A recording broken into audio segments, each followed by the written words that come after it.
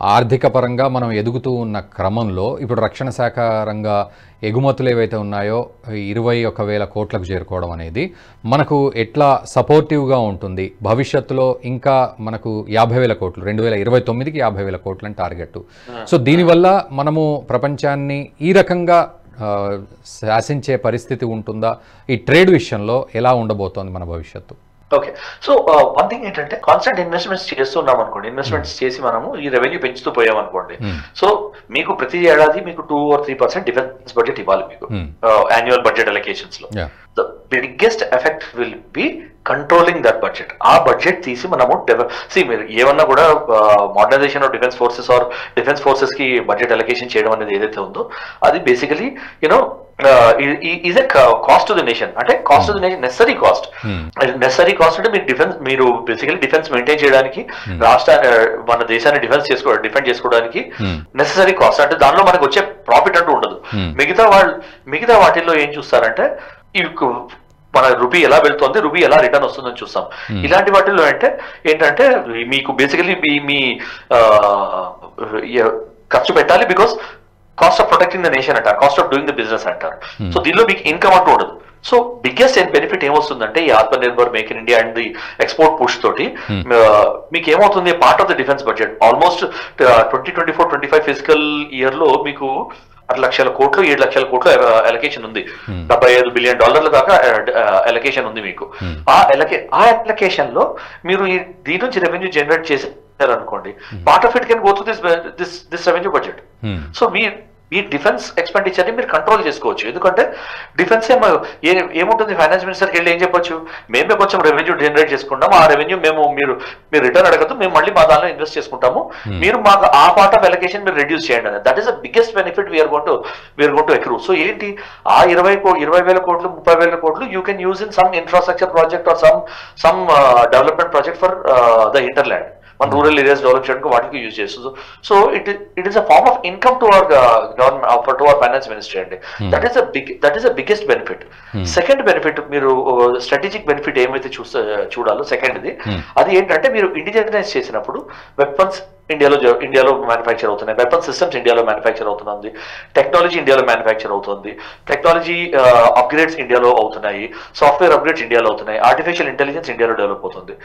దాని బెనిఫిట్ ఏంటి, intellectual property rights కోసం మనం బయట నుంచి ఏదైతే తీసుకొస్తామో టెక్నాలజీ ట్రాన్స్ఫర్ కి వాటికి ఆ హెవీ ప్రైస్ మనం పే చేస్తాం, వాళ్ళ ఇంటెలెక్చువల్ ప్రాపర్టీ రైట్ కాబట్టి.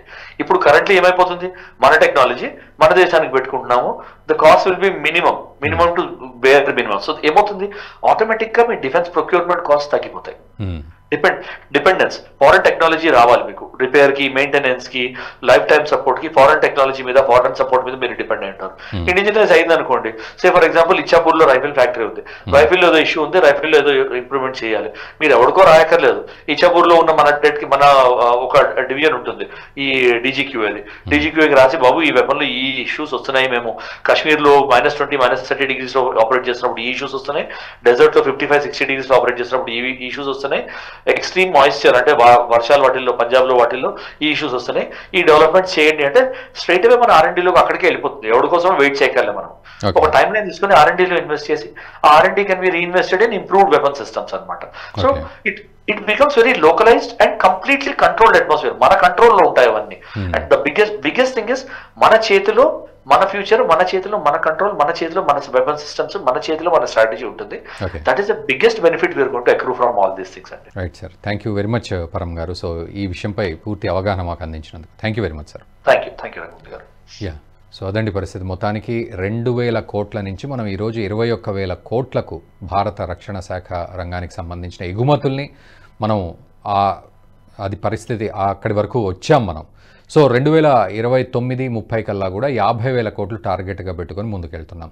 సో ఎక్స్పోర్ట్స్ మనం ఇస్తున్న కొద్దీ మన ఆత్మనిర్భర్ భారత్ మిషన్ అనేది ఏదైతే ఉందో అది ఇంకా సఫలత చెందుతూ ఉంటుంది, అందులో మనం సక్సెస్ అవుతూ ఉన్నామనేది అర్థమవుతోంది. సో ప్రపంచం మన ఎక్స్పోర్ట్స్ మీద ఆధారపడే పరిస్థితికి వస్తోంది. మనం ఒకానొక సందర్భంలో ఇంపోర్ట్స్ చేసుకున్నాం, ఇప్పుడు ఎక్స్పోర్ట్స్కి కూడా మనం అద్భుతంగా ప్రిపేర్ అయ్యి ఆ ఎక్స్పోర్ట్స్లో కూడా టార్గెట్లు పెట్టుకొని ముందుకెళ్తున్నాం అనేది ఈ గత 10 సంవత్సరాల్లో ఇంకా ఒక ర్యాపిడ్ గ్రోత్ కనబడుతుంది అనేది మనం ఈ వీడియోలో చర్చించుకున్నాం. అండ్ రాబోయే రోజుల్లో ఇది మనకు అద్భుతంగా పనిచేస్తుంది. అండ్ డిఫెన్స్ సెక్టార్లో మన బడ్జెట్స్ కూడా పెంచుకుంటున్నాం, దానికి సంబంధించి రీసెర్చ్ కూడా ఎక్కువ చేస్తూ ఉన్నాం.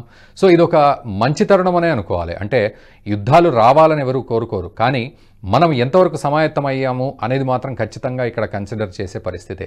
ఏమీ లేకుండా ఏదైనా సడన్గా యుద్ధం వస్తే కష్టం అనే పరిస్థితులు కాకుండా, ఎటువంటి యుద్ధం వచ్చినా రాకున్నా మనం ఆ సన్నద్ధత అనేది మన దగ్గర ఉండాలి. అట్ ద సేమ్ టైం దానికి తగ్గ బయలాటరల్ బిజినెస్ అనేది ఉండాలి, ట్రేడ్ అనేది ఉండాలి. సో ఏ రకంగా చూసినా భారత్ అద్భుతంగా అడుగులు వేస్తోంది అనడంలో ఎటువంటి సందేహం లేదు. మీకు దీని మీద ఎలాంటి అభిప్రాయాలు ఉన్నా కూడా కామెంట్ చేయండి, అండ్ మీ మిత్రులకు కూడా ఈ వీడియోని షేర్ చేయండి. Thank you very much.